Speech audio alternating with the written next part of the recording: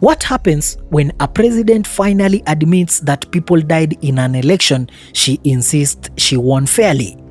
This is the heavy cloud hanging over Tanzania today after President Samia Suluhu Hassan stood in parliament and publicly acknowledged for the first time the lives lost during October 29th protests.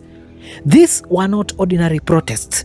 These were the chaotic hours that unfolded after the polls had closed, when tension, confusion, and anger boiled over, leaving families shattered and a nation bruised. For days, the government appeared silent, insisting that the election had been peaceful, orderly, and transparent. Yet in the streets, a completely different story was unfolding. Videos, testimonies, and eyewitness accounts painted a picture of heavy-handed security responses, frightened civilians, and scenes that no country wants to see in the middle of an election cycle. And now, when the president rises in parliament to admit that indeed people died, the entire nation is left wondering whether this is an honest turning point or a carefully timed political survival move. As she addressed the lawmakers, President Samia spoke of pain, of loss, and of the need for truth. She ordered the formation of a special commission to investigate exactly what happened on that night, who deployed security forces, who ordered the crackdowns, and why innocent people ended up dead. Leo nipo hapa kulitumia bunge ili kutimiza matakwa ya ibara hiyo. Kabla ya kufanya hivyo, nianze na jambo la huzuni lilotokea hapa nchini, na nawaomba waheshimiwa wote wabunge na waalikwa tusimame kwa dakika moja ili kuwaombea wenzetu. Waheshimiwa, tukae tumwombe Mwenyezi Mungu aziweke roho za waliopoteza maisha kwenye vurugu zilizotokea tarehe 29 siku ya uchaguzi hapa nchini kwetu. Mungu awape malazi mema ya amani. Amen. Mimi binafsi, waheshimiwa wabunge, nimehuzunishwa sana na tukio lile. Natoa pole kwa familia zote zilizopoteza wapendwa wao, na tunaomba Mwenyezi Mungu kama tulivyoomba awapumzishe kwa amani. Aidha, kwa majeruhi tunawaombea wapone kwa haraka, na kwa wale waliopoteza mali zao tunawaomba wawe na stahamala na uvumilivu. Serikali imechukua hatua ya kuunda tume ya kuchunguza yaliyotokea, yani inquiry commission, ili tujue kiini cha tatizo. It sounded like a moment of accountability, but in Tanzania's political reality, many are not convinced, because the truth is that Samia's own election remains under heavy criticism, not just within Tanzania or Africa, but across the continent. The African Union has been unusually vocal, pushing her administration to be transparent and allow independent investigations to release political prisoners who were swept up in the chaos. And then there is Chadema, the main opposition party, which has spent weeks insisting that the violence was not an accident but a sign of a system that refuses to give up control. Several Chadema leaders were recently freed on bail after being held for what many observers describe as political charges, another signal that pressure is mounting on the government from every direction. The opposition says the police acted under political instructions.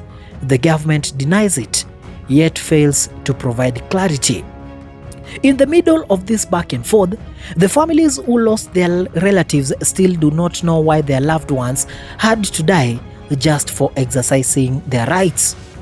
President Samia framed her speech as a moment of healing, a step toward reconciliation. But critics argue that recognition without responsibility is not enough. They say the government is only reacting because the world is watching, and because donor countries, human rights groups, and regional observers have already begun asking uncomfortable questions. The timing is especially notable, coming after weeks of intense criticism online and widespread condemnation from Tanzanians who felt the government was trying to bury the story. Even within the ruling party, whispers are growing louder. Some insiders believe the commission she ordered might be used to push blame downward onto police commanders and shift attention away from the political leadership. Others hope, perhaps optimistically, that this could be the start of real truth-telling, something Tanzania has struggled with during moments of this political crisis. What is clear, however, is that the events of October 29th will not fade quickly. The images of desperate civilians running from gunfire, the clips of mothers crying outside hospital doors, and the rising anger from youth groups across the country have created a pressure that no speech can fully extinguish. And while the president's acknowledgement may seem like a step forward, it also raises the question of why it took so long and whether justice will genuinely follow. Tanzanians today are watching closely. The opposition is mobilizing. Human rights groups are documenting every detail. The African Union is hovering, demanding answers. And the victims' families are waiting for more than symbolic recognition. They want accountability, they want names, they want transparency, and above all, they want justice. So, as the commission begins its work, the nation stands at a crossroads. This can either become one of the darkest chapters in Tanzania's political history, sealed by silence and manipulation, or it can become the moment the country confronts its flaws and chooses a different path. Whether President Samia's speech becomes a genuine turning point or just another well-crafted political move depends on what happens next. Kwa hiyo hili jambo la watu wetu waliouawa, Watanzania waliouawa, hata nani ajidanganye, halitafichwa chini ya uvungu, haitakubalika. Hata mawe yatazungumza. Sisi historia yetu ni watu ambao tumepinga dhuluma dhidi ya binadamu. Not on what was said in parliament today, but on the truth that will either be revealed or concealed in the coming weeks. Thank you so much for watching.